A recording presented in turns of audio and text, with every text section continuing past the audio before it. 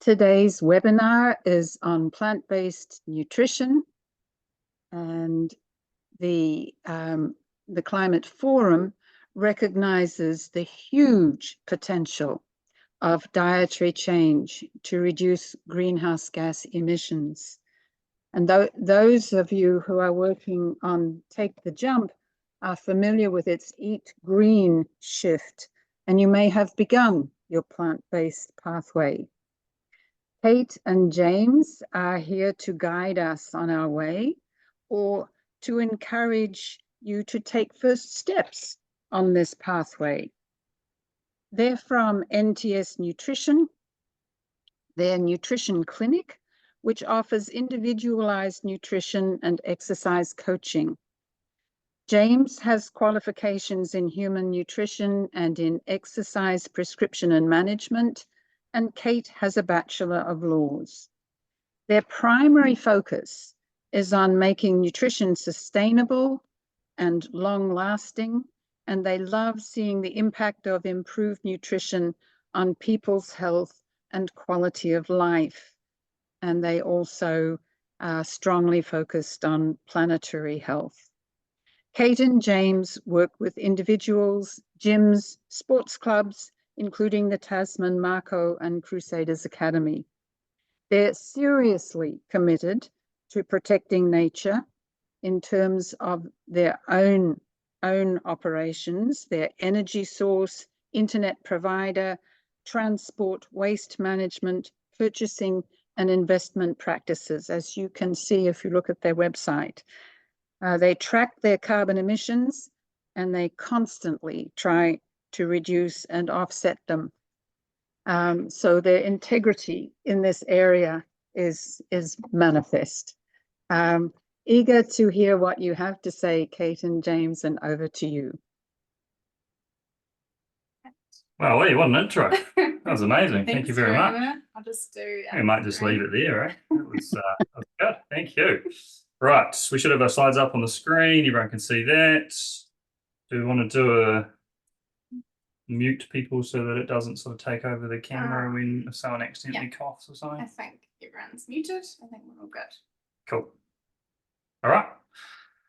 Welcome. So we are going to have a brief little yarn to you today for the next hour or so about how you can incorporate a little bit more plant-based eating to a lesser or greater extent, wherever you're at, into your day-to-day diet in a way that is going to actually kind of like help you with your health rather than, you know, leave you falling prey to some of the pitfalls that come with trying to wing plant-based eating, right? So there's a quick little overview of what we're going to cover here. Won't go into too much detail on this slide, but quick little yarn around energy balance and climate, some definitions, some main principles we want to follow, protein and why that's important, and then some more practical stuff in the second half around the order of reduction and some specific strategies around replacement, and then a little bit of stuff around teaching you how to read labels and whether or not supplementation is necessary, et cetera, et cetera. So without further ado, let's rip into it. Get into it. Okay, so we've got a few assumptions for this session. We just wanted to cover them briefly so that we knew that we were all kind of on the same page going forward.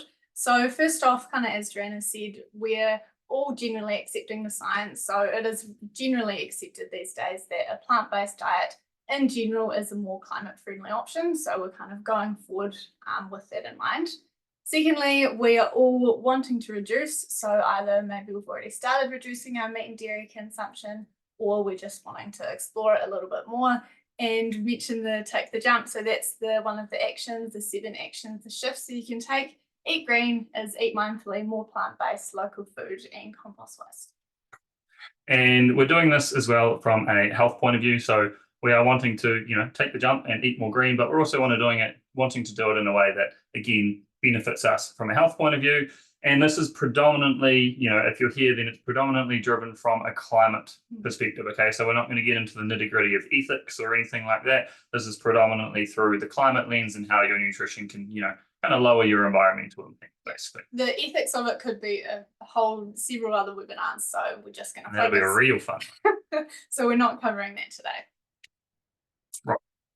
Can you thrive on a plant-based diet? So that is the biggest question. That's what we're all here for. The answer is yes, yes, yes, you can. Great news. So a few little thoughts on that. The first one is that on a plant-based diet, you do have to be a little bit more deliberate with what you're doing. It needs to be really well thought out because unfortunately our current food system is based on meat and dairy. So we're not really set up for it yet. You do have to plan it really, really well. Yeah. And just like any other dietary approach, any other way of eating, everyone's going to sit on a spectrum here. You can do plant-based exceptionally well. You could also be a very strict vegan and have terrible nutrition. It's not a black and white. If you're vegan, you're healthy, or if you're omnivorous, you're healthy. So it's going to exist on a spectrum, and the rate at which you make changes and implement, various plant-based foods as substitutions, that's also on a spectrum. Some people may just be starting out with replacing the milk in their coffee with a plant-based alternative. Other people may be trying to bridge the gap from strict vegetarian into, completely plant-based. So this is kind of intended to meet you where you're at. And then last but not least is also just kind of like briefly touching on some of the health claims. There's been Netflix documentaries, which FYI are a questionable source of nutrition information. But nevertheless, there has been some reasonable ones, and the latest of which is the twin study one. And basically just like there's a bit of a movement toward plant-based eating being healthier overall. And on the net balance, this is true. Now, arguably, it is a little bit more difficult to eat poorly and eat a surplus of calories and a surplus of saturated fat and whatnot on a vegan diet, simply because foods are higher in fiber, lower in caloric density. And so generally speaking, you're going to have a healthier intake, but it's not a guarantee, which is why we're going to kind of cover how you can take the natural proclivity of a vegan diet to be a little healthier, or a more plant-based diet to be a little healthier, and then actually refine it with some of our specific strategies so you know that it's healthier. Yeah. Definitely, like people going on a vegan diet for health reasons is something that we want to kind of get away from. It's not like a diet. It's not a diet. It's not a diet. If someone says what diet you're on, you don't go, I'm on the omnivore diet. Right? Vegan, it's just like just the source of your food. Yeah. It's not a dietary practice per se. Yeah. Right. Quick little note on energy balance. So energy balance is basically the relationship between the energy or calories. Calories is how we measure energy in food. It's the relationship between the calories you take in versus the calories you expend, and whether you have a surplus of energy, maintenance, or the same as you're expending, or a deficit of energy, that determines how your body weight, whether it be muscle tissue or fat tissue, changes over time. Okay, so very quickly, you don't want to go too in depth on this, but as far as calories that come in, they come from 3 macronutrients and good old-fashioned alcohol. So we have protein, which is the tofu there. We've got 4 calories per gram with protein. We've got 4 calories per gram with carbohydrate, which is the bread, go figure. And then we've got 9 calories per gram avocado. In this example, alcohol is 7 calories per gram. So the zero sugar beers, they still have caloric content, for example, right? So don't fall prey to that one. But that's basically your 4 sources of energy or calories that determine what your calorie intake is. And as far as an output point of view, the flame there is your metabolism, your metabolic output. And that is the largest, it's kind of sort of like the lion's share of your energy expenditure, unless you're like an ultra endurance athlete or doing insane amounts of movement and exercise. And then metabolism is influenced by a ton of different factors, anything from just like natural genetic metabolic rate through to lean tissue mass, through to age and gender, and underlying whether or not you have underlying health conditions, so on and so forth. But that's the large part of the energy you burn passively, just for your body to keep itself alive and do its thing and run its systems. You burn about 10% of your energy digesting food if you have a high protein diet. So that's one of the reasons we want to emphasize protein that we'll talk about later, is that protein requires more calorie or more energy to digest it. So it's more thermogenic to break down and digest in the first place. And then down the bottom there, we have shoes, which is basically just like your day-to-day non-intentional movement, just moving around, right? Versus deliberate exercise, which is obviously lifting weights. But most of it, relative to, like, let's say if we say that's 20% overall of your caloric expenditure is through some form of just moving your body, the vast majority of that is often not intentional exercise, okay? And whilst that's a whole nother kettle of fish, I will say one last little thing here is don't make the focus of your intentional exercise to burn calories. We normally kind of display this in a pyramid. So you'd have your tiny 5% of the energy burn for your exercise up the top, and then the majority is your 70% your digestion, which you can't do much about. Oh, sorry, your metabolism, which you can't do much about. Apart from build a bit of muscle over time, basically. But yeah, so collectively, those sort of factors comprise energy balance, and energy balance is a large but not the whole part of your overall health. if you are consistently eating in a surplus of energy and gaining excess adipose tissue, excess body fat over time, it will catch up with you, and over time your health markers, especially in your 40s and 50s, will start to worsen. So this is one of the reasons why, again, the vegan diet has become popularized, because as we talked about on that previous slide, or just more plant-based eating, not necessarily strict vegan, as we talked about, it's more difficult to overconsume calories when you are eating more plant-based foods, but it's not impossible. It's still very, very doable. It's just a little harder. So energy balance is a large part of your overall health, and it's a factor that we're going to reference back to when we talk about some of our substitutions with plant-based eating in a second. But then health also obviously encompasses a ton of other stuff. So energy balance being one, but then your sleep quality and quantity, your stress levels and how you manage them, and the duration for which you have super elevated stress, things like hydration and water intake, your exercise, not just lifting weights, which is still a really relevant part of your exercise, your lean muscle tissue, and that's going to determine a ton of your quality of life and your independence as you get older, but also your aerobic fitness and your health and your general day-to-day movements. And then we have micronutrients, which is particularly relevant when you're trying to get more plant-based eating, because it's one of the biggest, I suppose, misconceptions and or reasons why people avoid plant-based eating. So micronutrients is vitamins, minerals. So that's things like iron and calcium and B12 and whatnot. And they're often some of the reasons that are touted as, oh, you know, plant-based eating is inferior because insert micronutrient X, Y, Z. So we'll get into a little bit more detail in the weeds there. But again, health collectively is comprised of the relationship between the energy you take in versus the energy output over an extended period of time, and then a bunch of these factors that collectively will just kind of determine where your health is at. How healthy you are. Yeah. Oh, right. Well, okay. Jumping into this. So that's kind of the overview nutrition side of things. Very briefly, we only have one slide on this, on the actual emissions. So you would have seen some version of this image before. There's lots of them around. This is from a University of Otago study, so really cool that it's New Zealand based. So the general principles that we're going off here, eating a vegan diet with no food waste has the biggest impact. So this is decreasing emissions by 42%. There's definitely a lot of different stats and a lot of different numbers. I've seen a bigger number than this, but 42% is still really big. The next thing which you can kind of see on that graph is that the food miles and the packaging is actually a really, really small part of the overall emissions of most foods. So you can see on the graph the like orangey color, the big chunk is all for farming and processing, and then that dark red maroon color is the rest of it, which is packaging. So really, really small part, especially on those the bigger bottom ones. And then the last kind of overall concept is that in general, so generally there's obviously exceptions, but in general it is better and have less emissions to get plant-based foods from anywhere than local meat and dairy. So definitely a lot of arguments from like a local beef and lamb sector that our New Zealand red meat and dairy is more efficient than imported meat. And yes, it definitely is, but there's still a huge contrast between that local meat and dairy versus any plant-based foods. Because again, it just comes back to the fact that the emissions from transport and packaging are a very small part of it, right? Yeah. So if you're producing animals for consumption, that's already going to be the lion's share of your carbon emissions. Yeah, so definitely don't get caught up or kind of suck down it's okay to have local meat and dairy, or like it's not that bad. It's still way better to have plants overall from anywhere. Cool, okay, so very quickly, some definitions. What is plant-based? So you would have heard that term kind of more popular in the last few years. Good marketing term, I'd say. Yes, it's very general, so it can kind of encompass all of these things. Pescatarian is when you are just eating fish, no other meat.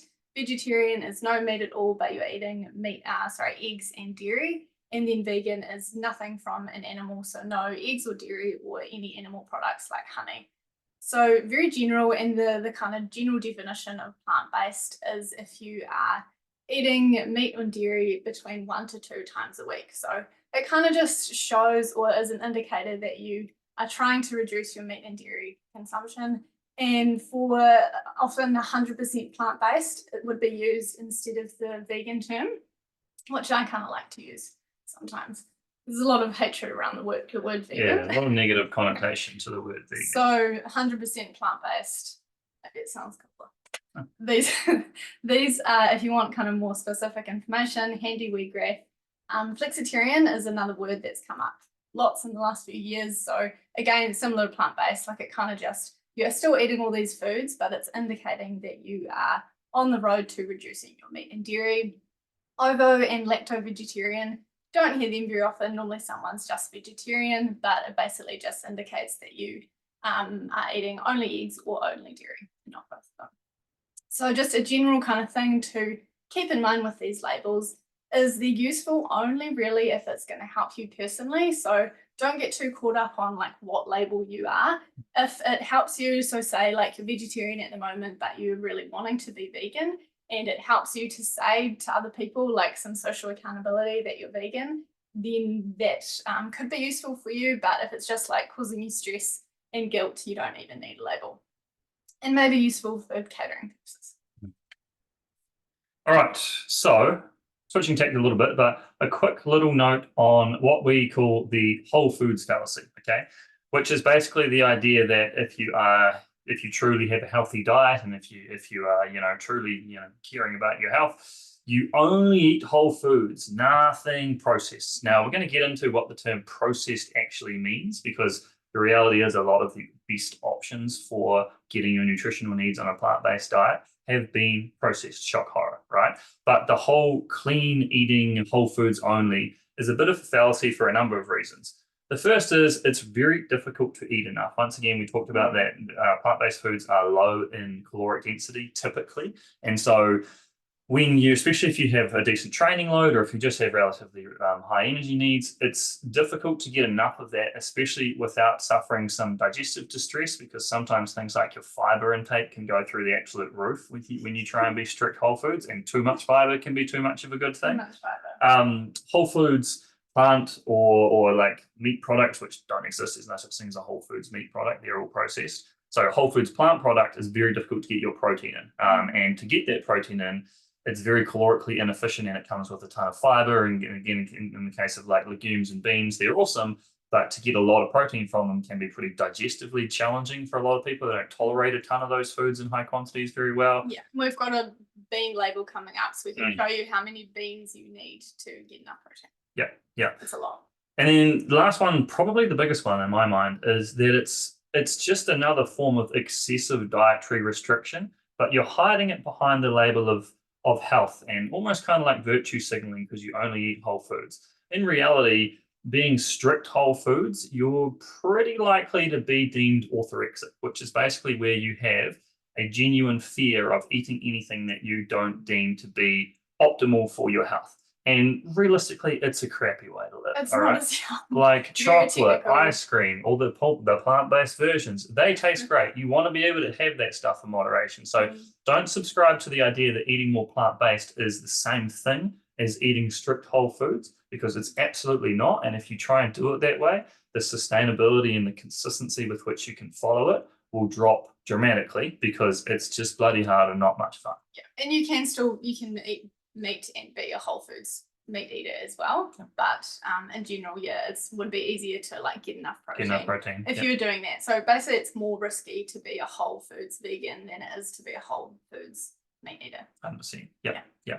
I mean, most of your food should be relatively unprocessed whole food, but there's plenty of scope for incorporating some of these great options that we'll talk about. But just don't fall prey to that. Okay, so that kind of brings us to the process that we touched on. So there is a huge spectrum of process, and especially in the plant-based meat space. So we've got like zero processing, which would be like your beans and your lentils, although if they're canned, they've still been processed, up to lots of processing, which is like your vegan chicken nugget or your Impossible burger. So down the bottom, lower in protein, just kind of covered that. Really, really hard to get enough protein eating these alone. So there's definitely like a lot of talk in the vegan space about like, oh, you don't need to worry about protein, or you can just get your lentils and beans and that's enough. And generally it's going to be really, really hard to do that, all the way up to kind of more processed sometimes foods. So we wouldn't be advocating, like we said, for you to eat these kind of foods all the time, but not because they're processed, because of the calorie to nutrition ratio. And not because there's anything inherently worse about the plant-based equivalents. A plant-based corn nugget or whatever, You shouldn't eat that on a regular basis due to its caloric content and whatnot. In the same way, you probably shouldn't have chicken nuggets for dinner every night. It's just so the processing exists on a spectrum, but something to take away from this is that processing is just like a bit of a scaremonger term that's been taken and run with in the nutrition world. Like, that's process. Process must equal bad. Processing is what has enabled us to make our food more readily available, more easily accessible, more affordable, more convenient. Processing is actually done, modernity has processed our food to the point where it's way easier to get what you need. Like, you don't have to go and, catch something or plant something and 6 months later dig it up again. So processing is not necessarily a bad thing, basically, which kind of ties in with the whole foods non-processed fallacy of your way of eating. Yeah, and so that middle sweet spot we'll get to more when we get to the meat alternatives, but that's what we want to go for. Having that almost daily, really high quality protein that is calorie effective. You can get enough protein in, but it's not hugely processed. And we are going to talk about more than protein, we promise. You will get sick of us saying. But that's the one you'll hear all the time. Oh, you get your protein. Yeah. Plenty of different ways. Yeah. Okay, wanted to touch on this briefly, just kind of following on from the processing. So we get this question quite a lot. Why do these products use the term meat or meat alternatives? There's heaps of different reasons why. The first one is it's really helpful to guide the consumer. So if you've never eaten these products before, it helps you learn how to use them. You can just replace them, which we'll get to in the future as well. You can use the same recipes, just swap them out. It's really, really easy to know what to do with that product. It helps the retailer, so they might not know, if you don't have a good label on it, where to put it in the shop or how to advertise it. People like meat, so the taste and the texture is still really desirable for most people. So if you are transitioning away from meat and into these products, it's really helpful to have something that seems like meat. You can get a really good, nice texture, chewy thing to chew on, rather than just feeling like you're eating vegetables. I think that's actually an important one, briefly. The biggest one. Just because a lot of people that are trying to eat more plant-based are don't necessarily dislike animal products. They may be doing it for ethical, environmental reasons at the expense of temporarily some of the enjoyment they get from food. Like, oh, I love to eat steak, but I know it's environmentally very damaging, so I'm going to minimize that. So this kind of people like meat equivalent, why they use that term, it's just helping to sort of bridge that gap rather than just kind of not using that term at all because it's a bad thing. It's just kind of like making it easier for people that still like that food but want to eat more plant-based. And because most people do, like, not very often would you have someone that doesn't like being plant-based is easy if you hate eating meat. Exactly. Like, otherwise everyone would be plant-based if the taste and texture of meat wasn't that good. And then the last thing is just kind of a reminder, again, the protein, it helps consumers use that in a good way and make protein a priority in all of your meals, not just eating vegetables. Like a carrot and a hot dog, if you Google vegan carrot hot dog, burger. Honestly, there's this giant trend of vegan carrot hot dogs. Don't recommend it. Sounds like the worst thing in the world. But the inside is a carrot and a hot dog. Okay. All right. So protein. This bloody protein word that keeps popping up. Okay, so we have talked about protein being one of the 4 or the 3 macronutrients contributors to your overall calorie intake, but it plays a very important role in the body outside of that. And it's also something that, again, when you're eating more plant-based, like Kate said at the very start, you just have to be a little bit more conscious that you hit the nail on the head with this. So some of the reasons that we need protein are, it is really important in our satiety. So it manages our hunger, it keeps us fuller for longer, which obviously helps to then manage our overall energy intake by having a balanced, consistent appetite. Helps you recover better and recover faster from training, which ideally everyone is doing some form of, right? It's particularly weight training. It builds or preserves your lean muscle tissue, which again, when we're younger, maybe more of an aesthetic concern. As we get older, muscle tissue is not just for wanting to look good on the beach, it is for quality of life and independence and aging healthily. If you're frail and older, you do not stand a good chance of having optimal quality of life compared to having some muscle on you and having some strength. So protein is important there. Again, it's involved in immunity and minimizing your risk of injury. And like we talked about earlier, it consumes more calories simply through the act of digesting it. So protein is kind of like the cornerstone of what we consider to be a relatively healthy diet. And so again, that's why we kind of keep rabbiting on about it. And again, it's the thing that comes up with, one of the counter arguments to eating more plant-based. You won't get enough protein. Yeah. You totally can. You can. Okay, this is a hectic slide. What's going on? If you take nothing else from this, remember this. The protein percentage, there's a huge variance in the percentage of protein that is contained in different foods. So we've got heaps of different examples here. The highest protein is around a product that contains around 30% protein. So if you are looking at your sources and kind of deciding what to have in a meal, you can just have one of these highest protein sources and it is enough just by itself. There's heaps of different ways that you can calculate the percentage of protein, but for plant-based products, the easiest way to do it in general is to look at the 100 calorie per 100 calories, and we're going for between 15 and 20 grams of protein per 100 calories. So all of these products here on the left are really good, really high protein products. In the medium protein category, we are saying generally combine 2 of them in your meals. So don't just have one, make sure you use 2 of them, or maybe like one of them and a high protein option as well. That's between 10 to 15 grams of protein per 100 calories. And then in the low protein source, these ones don't count. So under 10 grams of protein per 100 calories. So lots of those ones in there are really classic ones that we hear all the time. Peanut butter is probably the most classic. Sorry, folks. Peanut butter is a fat source that has some protein in it. Yeah. So peanut butter, oats, nuts, hummus, pretty much any cereal, cheese, and quinoa, they don't count as protein.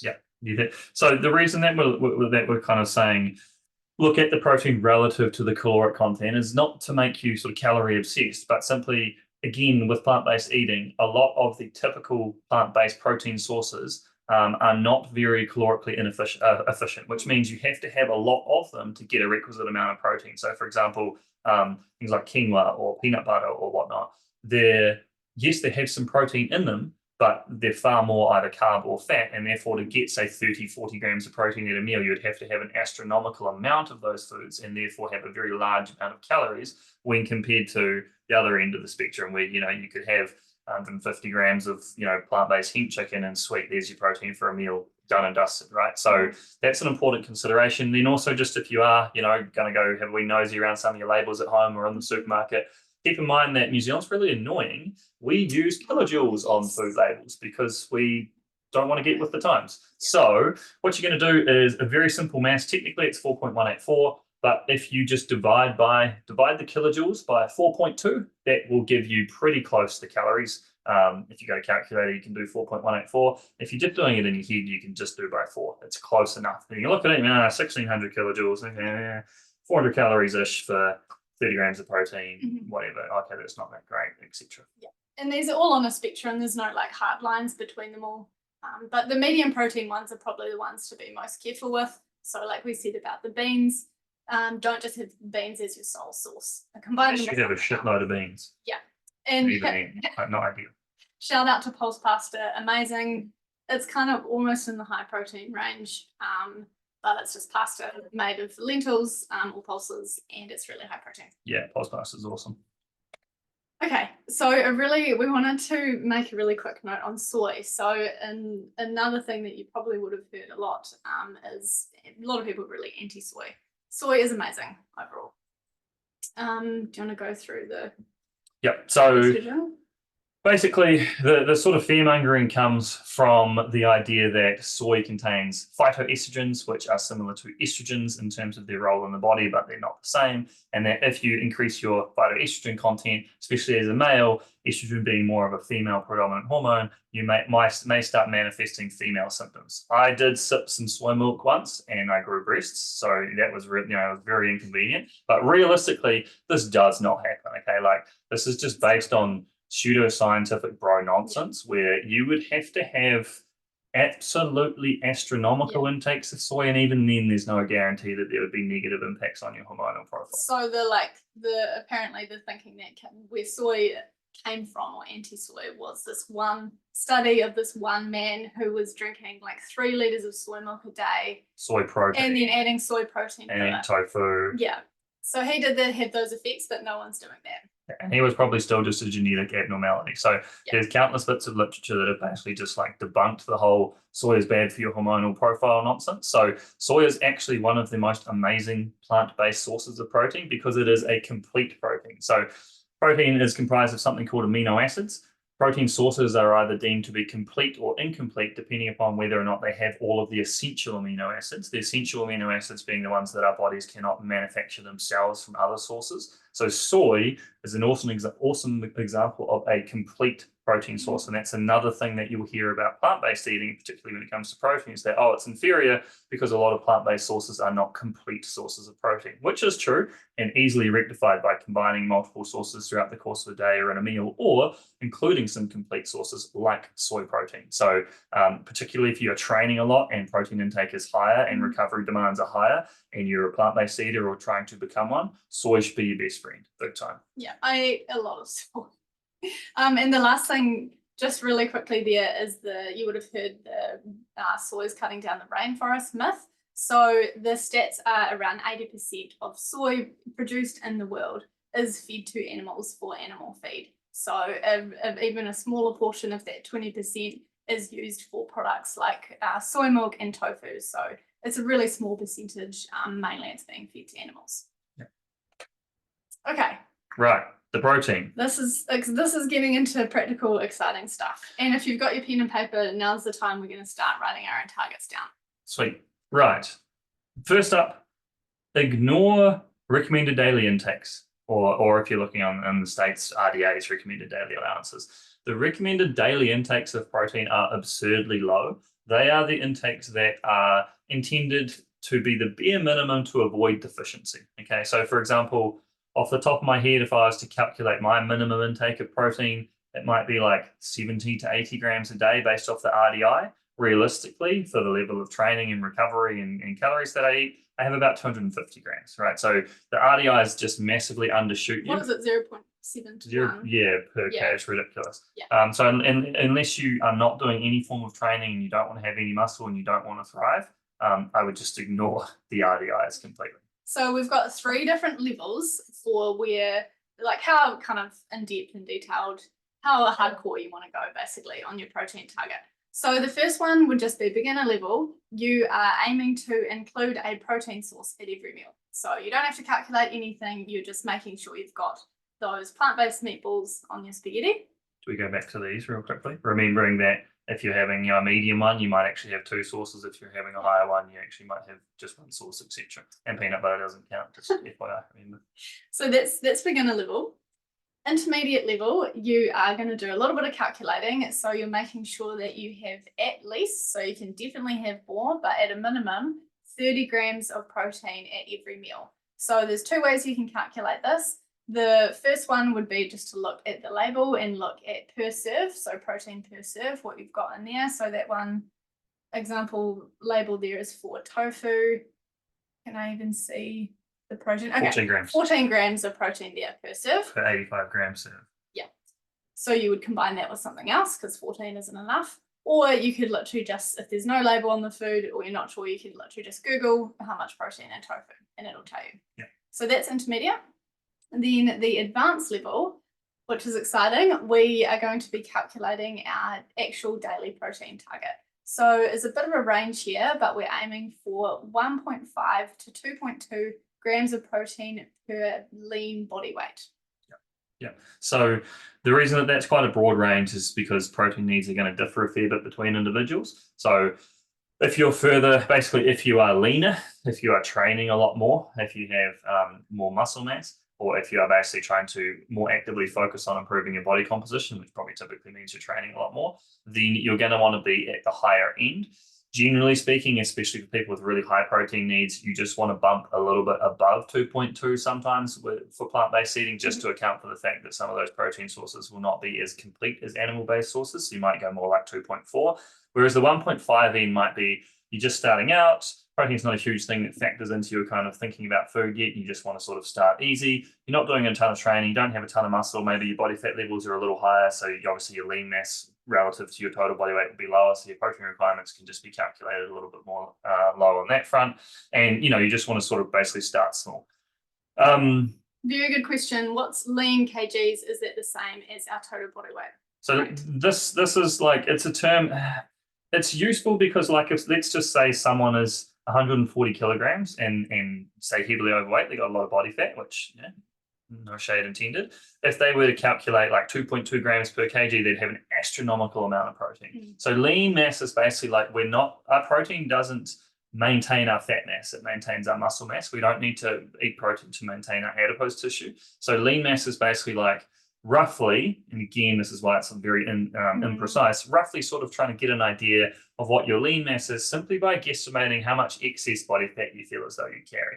And it does not pay to be ridiculously ambitious with this and be, okay, well, if I was shredded to the bone with 2% body fat, that would be my lean mass. You just kind of be like, okay, rough guess, minus your body weight minus 10 kg if you think you may be about 10 kgs more body fat than you'd like to be, whatever. That's it. You don't want to overthink it. Kind of like this is yuck, but kind of like your goal, like what you would maybe want to be if you had more body fat.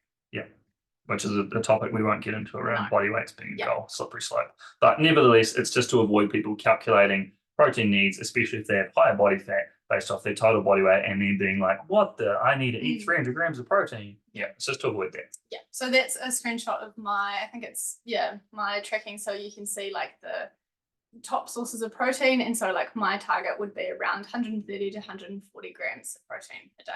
Yeah. So get your pen and paper out, do your calculation, or just decide if you want to do beginner, intermediate, advanced, and write that down. That's the first thing. Yeah. And definitely let us know in the chat what you have decided, if you're beginner, intermediate, and if you've done the calculation, what yours might be.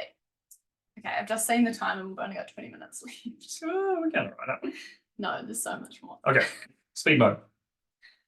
Okay, labels. So we've been through some of this already. Again, for protein, we're looking at 100 grams, the 100 gram column for protein, and again, the over 15 grams per 100 calories. So start by looking at like the 100 gram column, and then we would go into how many servings is in that. So this is beans. So per serving of beans, it is 5.6 grams of protein. So not very much. And the amount of serves in that can of beans, you'll see servings per can out the top is 3. So if you wanted to get even 15 grams from that can of beans, you'd have to eat 3 serves. You'd have to eat the entire can of beans. And these are black beans. Like black beans and red kidney beans are the highest. Yeah. If you're looking at like cannellini or butter beans or whatever, they're even lower. Yeah. So that's just a good example of how, you have to eat a lot of those kind of whole foods to get enough protein in. Next one is the allergens, really quick. So any allergens, which would include milk, eggs, and fish, will be in bold in the ingredients list. Then it will say contains. So if it contains milk, it'll say that. I'm going to say generally don't worry about may contain. That is just kind of a really precautionary statement that you don't have to put in, but some companies do put in. It just means that it could have been like unintentionally, you could have had a vegan product on like a factory line. Processed in a factory that also processed it as XYZ. So disclaimer. Some people may not want to do that, but I wouldn't worry about it. It's very, it'd be getting pretty restrictive if you started worrying about that. Yeah. And then lastly, this is actually a proper crisps cheesy peanut label. So all the proper crisps are vegan. Shout out to proper crisps. Yes. So we're looking at overall calories here. Don't get caught up on the sugar. So like the 2 things you want to look at in the label are overall calories and then protein content. Don't look at the sugar, which is included under carbohydrates, and don't look at the fat, because remember, all of our calories are made up of those 3 macronutrients. So if there's a lot of carbohydrates in that food, it'll contain a lot of calories. Likewise with fat. So we're looking at the macronutrient that we actually want to measure in isolation, which is protein, and then the calories are just basically accounted for. The carbs and the fats are accounted for by just looking at the calories overall. So it's just a simplified way of doing it rather than getting into the weeds and trying to look at 50 different things. People seem to obsess about grams of sugar in something. It's totally irrelevant when you can just look at the calories. Yeah, and remember that KJ calculation. So if it's a big number like 906 kilojoules, we're dividing by 4.2-ish to get the calories. And some labels are really helpful like this, and they will give you both the kilojoules and then the calories in brackets there. So that's helpful. This isn't as helpful. Yeah, thank you, New Zealand and Australia. Okay, so now we're getting into the actual order of reduction. So we're getting started on our plans. There's a few different ways that we can go how to reduce our meat and dairy in the most effective way possible. The first one, which is quite intense, is we can actually just change overnight. So you hear stories of people doing that all the time, mostly after they've watched a documentary, I would say. So mostly for a couple of weeks before they get sick of it. yes, so that's the con, is there's a huge risk of burnout. If you're just doing it overnight, no time for research or planning, you can kind of start off and do it for a few weeks, but then it can just you've gone too hard too quickly and you burn out and then you go back to what you were doing. Yep. A pro is obviously that it's really quick. You basically do it instantaneous. There's no like drawn out process. Some people can pull that off, but most people won't. It's the same Yeah. thing as like, oh, I should probably start exercising. And you start running every day.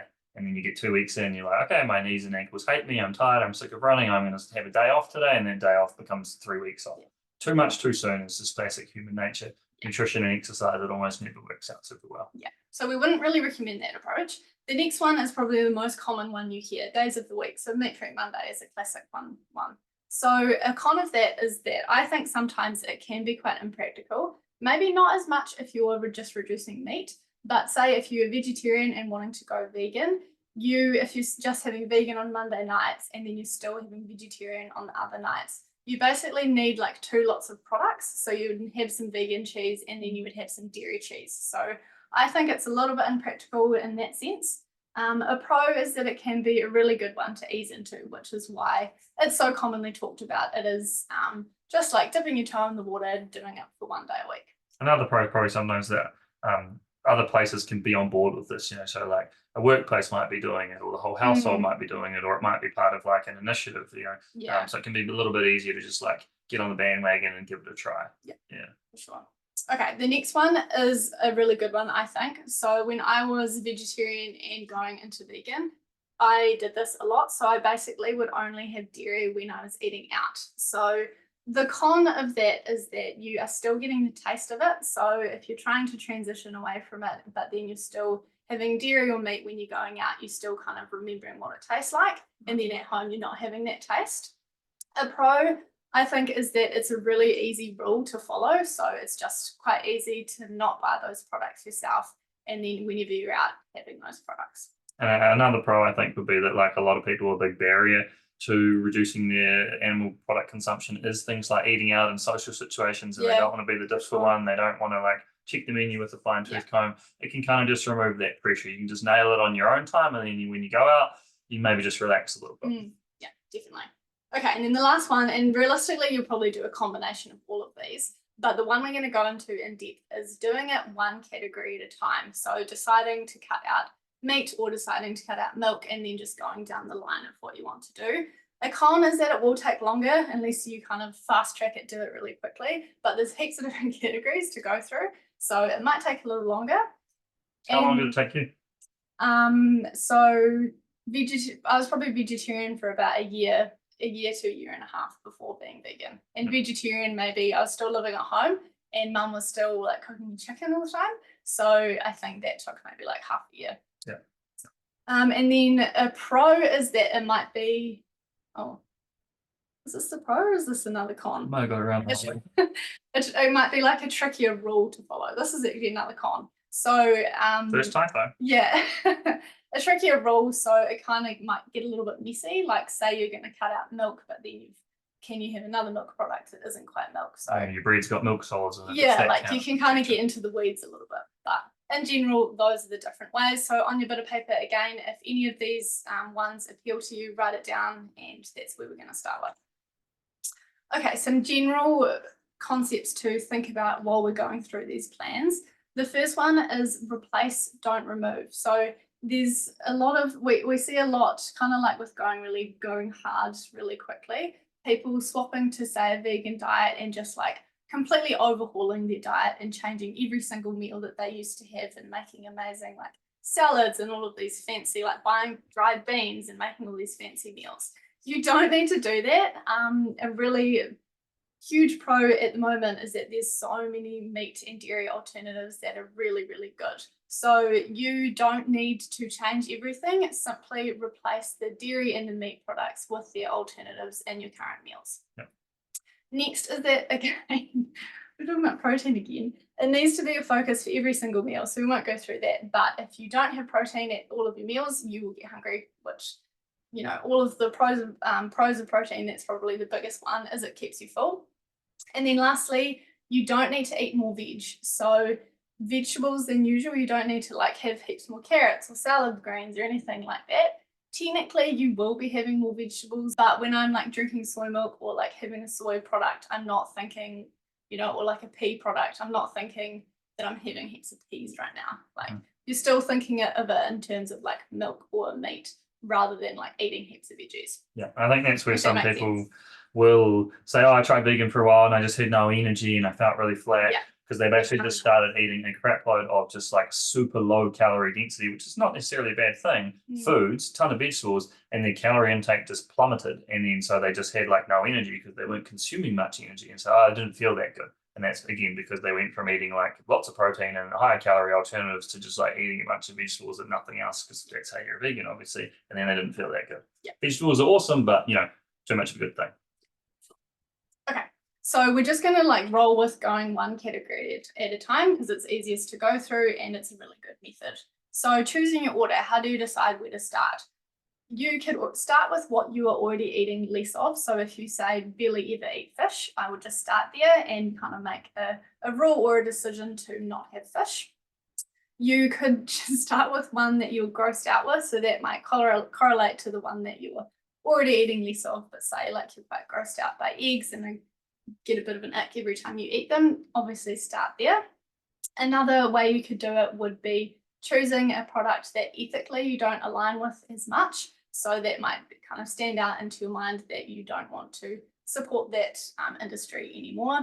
And then the last order would be environmental. So choosing the product with the biggest category. I wouldn't probably recommend this one, maybe apart from you could start with beef, because obviously that is the biggest one, but it can get kind of too confusing and you might get caught up in the best order and optimizing it to go for the most environmentally friendly. So don't stress about that one too much, especially if you're planning to go all the way. So you eventually are going to be vegan. You'll get there eventually. You don't need to do it in a perfect order. Yep. Start with the low-hanging fruit. Start with the stuff that is most, what can you be yeah, I can do without that. Start there. Don't go super ambitious and start with the thing you actually really enjoy or really eat a lot of, or that you'll find really difficult to replace. Tackle that stuff last. It's a process. The whole overnight veganism thing is just, statistically speaking, not many people are going to be doing that 6 months down the track. Yeah. And in terms of being grossed out, when I went vegetarian, I was really lucky in the fact that I really only ate chicken and sometimes mince. So I was already grossed out by most kinds of meat. That's way easier compared to someone who would loves meat, loves the taste, loves the texture. It's definitely going to be harder for you. But it's most likely going to be obvious what one you want to start with. So write that down. And then we're just going to get into the replacement plans. 10 minutes. Okay. So first of all, choose the high protein one.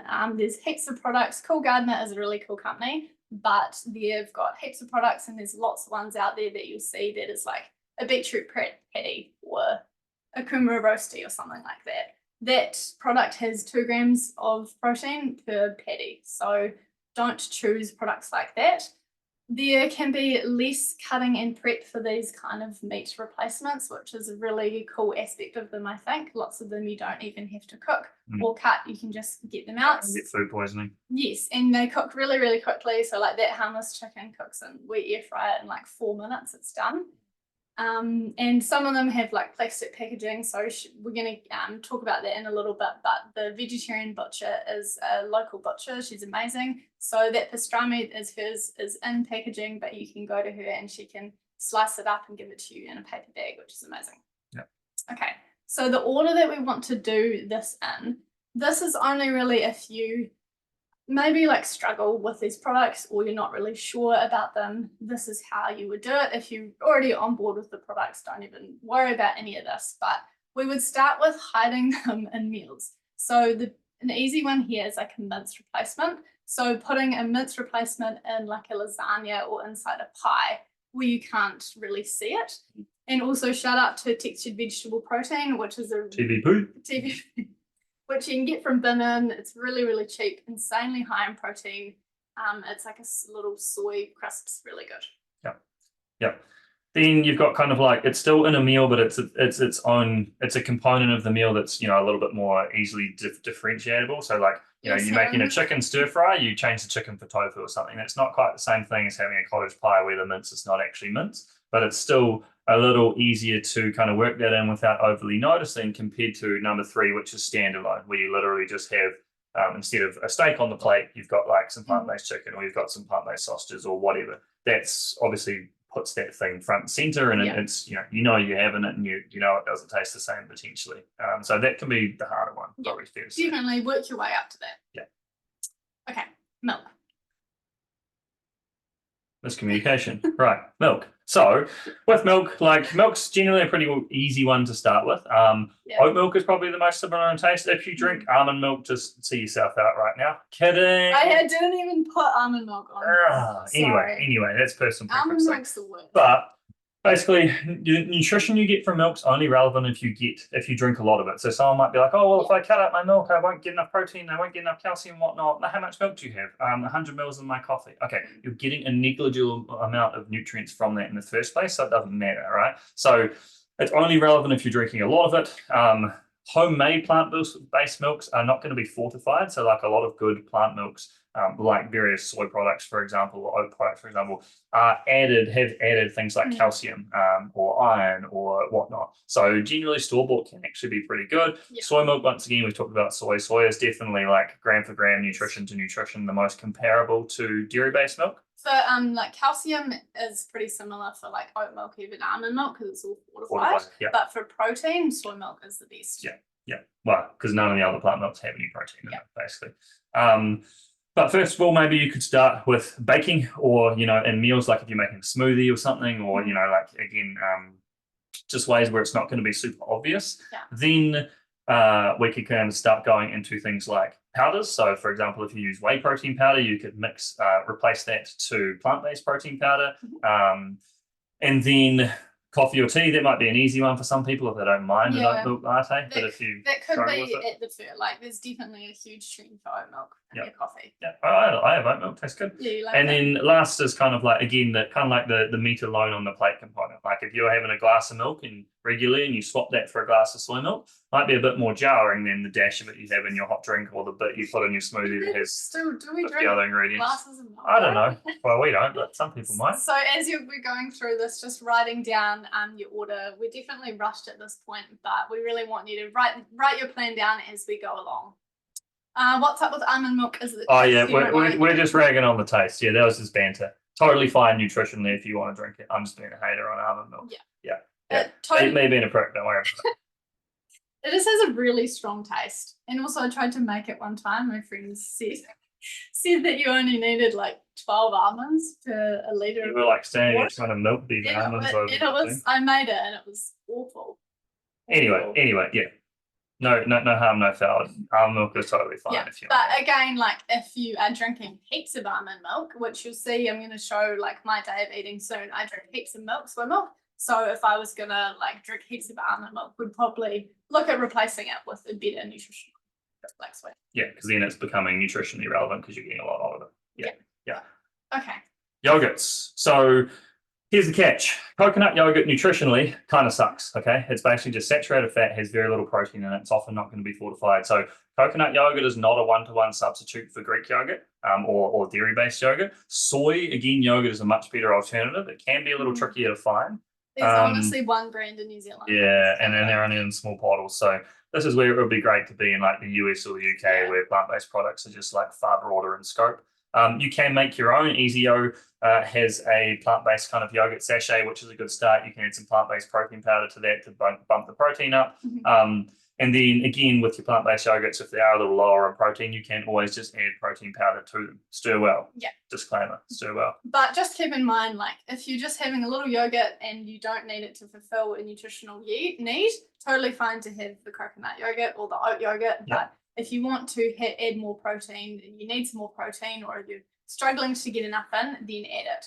It's like if Greek yogurt was like your main protein source at breakfast, and then you subbed it all for coconut yogurt, that's not ideal. If you had a little dollop on top of your muesli, it doesn't really matter. So the order, pretty similar here. Start with yogurt and baking or meals. So that's a Kingland one and it's like a plain one.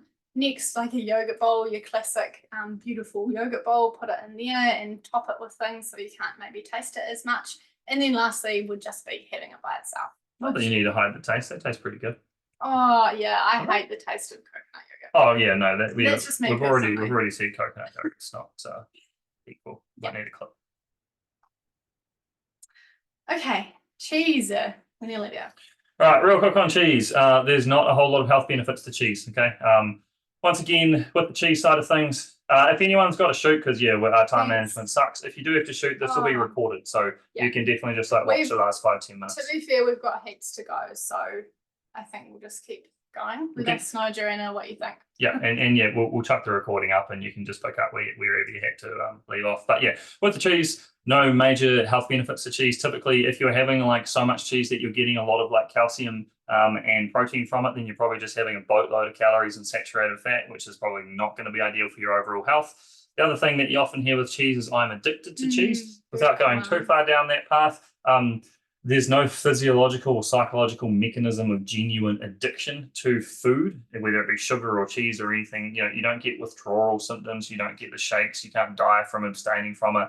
It's a behavioral proclivity to have lots of cheese because it tastes good. So sometimes you just have to challenge that behavior, because I think sometimes people will hide behind the dialogue of I'm addicted to XYZ in order to justify continuing to consume it, even when they know they would like to consume less of it. And that's not like a blanket value statement. That's if you're in that category, like I should eat less cheese, but I'm addicted to it. You're actually not. It just tastes good and you like it. That's it. Yeah.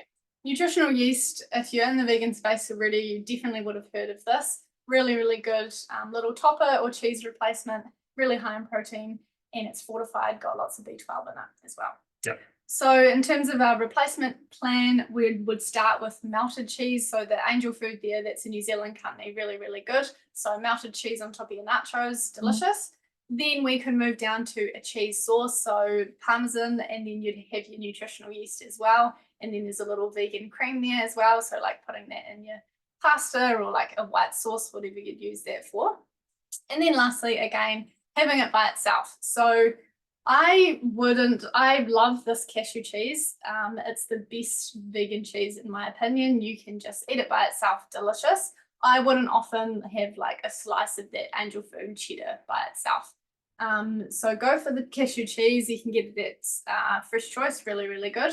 Or that Angel Food cream cheese would also be great by itself, delicious. And cheese for me, it was like my hardest thing. It was the last thing that I gave up. So totally understand how hard cheese is. Really, really good. Thanks, Alex. Okay, definitely anyone just shoot off. Okay, eggs. Admittedly, this is a really hard one.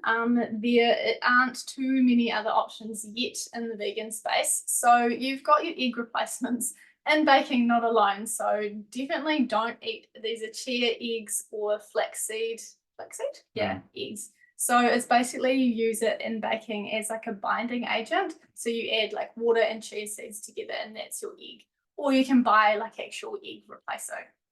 Wouldn't eat them by themselves though, to be fair. Just eat some chia seeds. Condiments, yeah. I mean, there's 6 options with condiments, like a lot of stuff. Okay, cool. Yep. There's a lot of stuff and as far as condiments go that are now egg-free, so things like mayonnaise and whatnot. So again, plenty of cheese-free condiment options. And then if you're looking to kind of actually replace eggs as a meal, so things like scrambled eggs or whatnot, I don't think you can make an omelet out of tofu, but good luck trying. But again, tofu is firm tofu in particular, because it's much higher in protein, is a good go-to substitution for eggs to still get like a 1-to-1 kind of like protein intake, rather than just as like a binding agent or a flavor source in baking or something. Yeah, really good tofu scramble recipes out there. Okay, snacks replacement plan. If you want to replace your snacks, go for high protein. So if you're struggling to get that protein in, protein bars are really good, or little like roasted beans or chickpeas, really, really good. There's lots of hidden gems for snacks. So lots of them, you don't have to have a vegan label on them. So the classic one are Oreos. Don't have a vegan label, but they're vegan. Lots of Whittaker's chocolate, so that 50% dark block is definitely vegan. Doritos and Shapes is heaps of really, really good ones. And I always kind of think I wish that new products didn't label things vegan as often because of anyone that is reading heaps of labels, it's that community. So like we will find the products. I think people, if they like see a vegan label, it might be less likely to eat that product when if it didn't have the label on it, they'd be fine eating it. So sometimes they're deliberately not labeled as exactly, like the vegan community will find the product if it's there. Which comes back to the negative connotations around the word vegan. And very quickly, just read the ingredients. There's milk powder and everything, and gelatin and like lollies, little things like that. So just read the ingredients. Okay. Quick shout out to Nelson. It's really, really great. There's so many options here. We lived in Chicago. It was really, really hard. So when we came up here, East Street, amazing, fully plant-based vegan restaurant. That is a photo of the Fresh Choice vegetarian vegan section. So many options there. Start there. And then the vegetarian butcher, she has so many different great, really high protein products that are delicious. So she's at the market and she's also got a little stall as well. Got around. Okay, thanks everyone. Right, we're nearly there, I think. 4 minutes over. Okay, so takeaways, support vegan options. It's kind of hard here. Like we've got the big like Subway and Peter Pit. I always struggle with this because you want to buy their vegan products if they are offering vegan products, but then you don't want to support like a big energy company either. So it's hard to find that balance, but I always say that if you show these big companies that there is demand for those products, then they will become more and more popular. And those companies aren't going anywhere. They're always going to be supplying a large percentage of people's food. And so if they can become better at offering better options, I guess that's still a win on the net balance. Yeah, exactly. So that's like the BK vegan Whopper. Turkish is a really good one, lots of falafel. And your Peter Pit and Subway falafel options again. Pretty much everywhere has tofu. If you're going for sushi, just choose the one with the most tofu possible. Tank has a good chicken alternative that you can get in like their wraps, and they also have plant-based like protein powder for the oats. Really good. Cool. Right, quick little note on supplements. If you're eating more plant-based, what do you need to supplement with? The short answer is not that much, because most people in general will benefit from a little bit of supplementation, full stop. So we're a big fan of a lot of people using protein powder and or protein bars, simply because it's a really convenient way to get protein into your diet, especially in meals that would otherwise lack it. For example, breakfast, it's very, very useful, or snacks on the go, it's very, very useful. Plant-based or dairy-based is irrelevant. We still think that those supplements are good for a lot of people, particularly people who struggle to meet their protein needs. Omega-3s are always a good option. And when you're doing plant-based, you can get algae oil omega-3s. So instead of being sourced from fish oil, they're sourced from the algae that the fish get their omega-3s from in the first place. You've got vitamin D, which is pretty essential, and especially in the winter months, a lot of people are going to be deficient in that.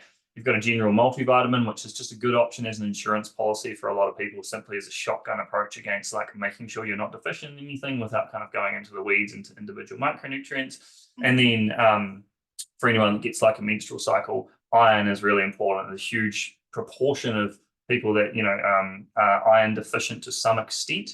And generally speaking, it's going to affect your quality of life in a relatively pronounced way. And a lot of times you can be the ambulance at the top of the cliff by just taking a daily over-the-counter inexpensive iron supplementation, avoiding that prescription level iron, which is quite nasty to have to take on a regular basis. And just to clarify, so those ones that James has just been through, these are recommendations for everyone, not just for if you're plant-based. And then the specific plant-based ones would be B12. But we would also recommend that if you are over 51 years of age. So that's kind of a general one as well. Because your digestive absorption of B12 suffers as you get older. So you need a little under the tongue spray. Yeah, a little, under the tongue's best. And then the only other plant-based specific one would be zinc, because you need a little bit more zinc when you're plant-based. And you can get them in little drops. And you can test all these things through blood work if you're really like taking it quite seriously. So like Kate's been plant-based for ages, every 18 months or so. She would just get things like her zinc and her iron and stuff tested. And I do too. Okay, quickly, the cost comparison. So another big barrier that we hear quite a bit is that it's too expensive.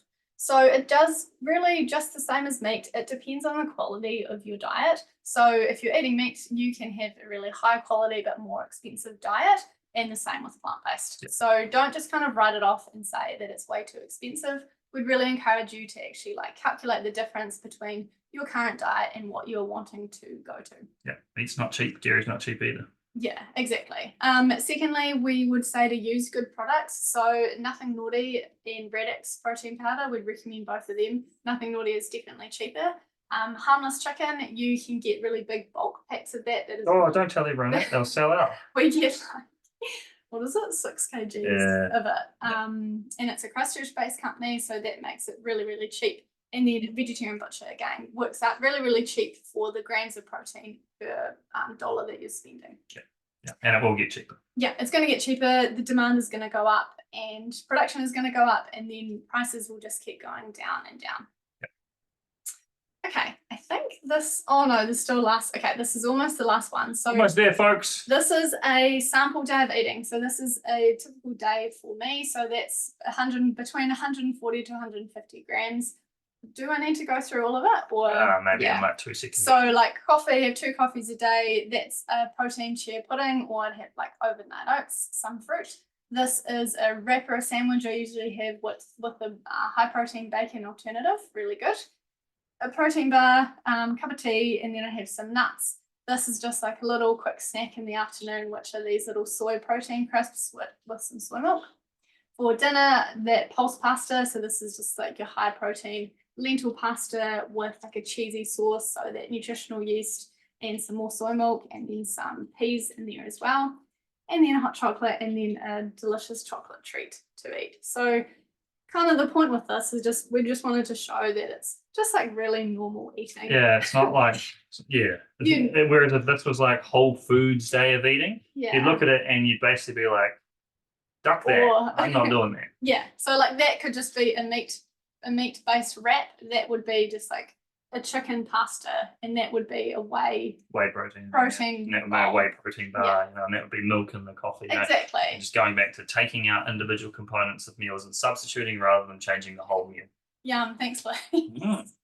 Yeah, like we actually avoid on our socials doing like what I eat in a day posts, because they're normally not really helpful, but we thought for this situation, this is a bit more practical. It is practical. What I eat in a day is just virtue signaling. Like, hey, look at me, I eat so healthy. I want to tell everyone about it, even if it doesn't really help anyone. But in this case, there's some really good examples here of like what we've been saying so far. And a note on how this feijoa is cut. This is James's method of judge me of cutting it horizontally. Yeah. I will say I won't name names, but I did see someone yesterday, and you know him, who ate a whole feijoa with the skin on. I'm going to judge that person. Extremely questionable, but it is a good way to cut a feijoa. They're probably on Whole Foods, so eat the skin. Anyway. Okay, and then closing thoughts, things to keep in mind. You don't have to be perfect, so everyone is on their own journey. It's better to do things like 80% of the time rather than going all out and then burning out after 2 weeks.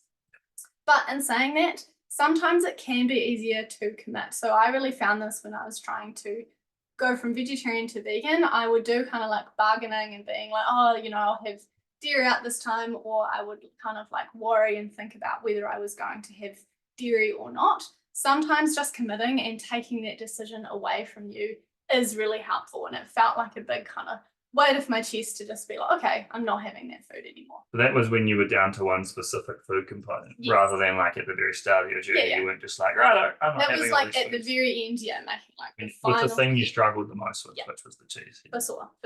So your taste buds will change. That definitely happens. So eventually you'll kind of like get to a point, and this definitely happened for me, where you just don't want that food and it's not even a consideration. So you definitely won't get this at the start. Like you'll be looking at a delicious dairy donut and you'll really want it. But by the end stage, if you are moving to be vegan, I wouldn't even look at a dairy donut and be like, oh, I really want that. Well, also you can go to East Street and get a vegan delicious range of donuts. So, there's no FOMO there because the dairy-free version exists and it's just as good. La Chula Bakery, shout out to them. Yeah, shout out to La Chula, you're the bomb. Yeah.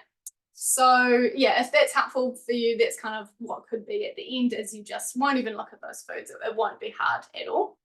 It can be fun. Don't laugh when you say that. It takes it away. It was really, I had to put this in. So do it with a friend. It can be really fun, like finding new really good products. So like the other week, I found that there was a new vegan custard square at a cafe in Richmond. messaged a friend, and within like 10 minutes she'd sent me a photo and she'd like run to the bakery and got it. So it can be really fun to do it with a group of people and make it a good journey. A big barrier, we've kind of touched on this, but a huge barrier is health, thinking that you need meat and dairy to have a healthy diet. Yep. Hopefully this has like reassured you that you absolutely don't. And that was the whole goal with this session, is just to give you that reassurance. Yeah, and I guess a quick little note just on that front is that the recent kind of massive surge in carnivore-based eating and meat-only based eating has really muddied the waters. Obviously, if you're pro-carnivore, you're going to have the agenda that you want to tell people that they cannot thrive unless they consume a ton of meat. The reality is that it's just simply not true. However, the kind of very black and white bias that comes with marrying yourself to a certain dietary approach and saying that that's the only way to do things means that you are naturally going to tout that approach as being superior. So when you hear all this stuff around carnivore, to be honest, it's not a great option in general. There's no fiber and no fruits and veggies and whatnot, but like also, yeah, you don't need meat. Like obviously meat's not necessarily bad for you nutritionally, but you can get everything you need without it too. So don't kind of, if you're going, what about why is carnivore so popular if we don't need meat? Because it basically takes all of the calories out of someone's diet apart from meat and they lose weight. So that's why the vast majority of people like carnivore. Yeah, apart from the really processed red meat. Yeah. Okay, more than one why can be really helpful with your motivation. So we said at the start, we're kind of assuming that your why is climate based. Do your own research on this, but it can be really helpful to also be looking at it from like an ethical lens as well. And I think everyone's on their own journey with that. Like everyone generally would start. So the 3 reasons would be like health, climate, and then animals. So generally people start with one of those things, and then as they get more interested and do their own research, then they'll kind of come up with more than one why. So can be really helpful. And then lastly, we've said this, it's going to keep getting easier. There's so many new products and innovations coming out all the time. So it's just going to be better. And yeah, like huge respect to people who've like been vegetarian or vegan for like 30 years. Big time. So I've been like 10 years, and in that time definitely seen a huge improvement in everything. So like 30 years ago, it would have just been like no. It would have been whole foods. It would have been whole foods. By necessity. Yeah. You wouldn't have an option. Yeah. Okay. So that's pretty much it. If you need help, hopefully this hasn't been too overwhelming for you, and hopefully you've got your little plan.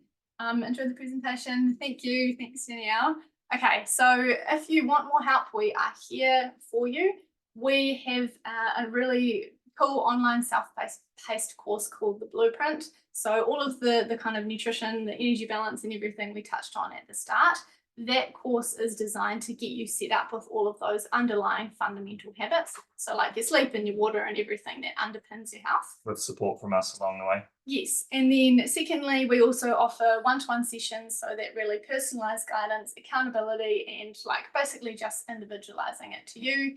So if you are wanting just help in general with your nutrition, or specifically with your plant-based nutrition, so maybe you just want us to check what you're eating and see how you're doing, then we offer that personalized guidance as well. So Instagram, Facebook, there's our website, and you can just email us as well. We'd love to hear from you, any feedback as well, any learnings, and send us through your plans as well. We'd really love to hear.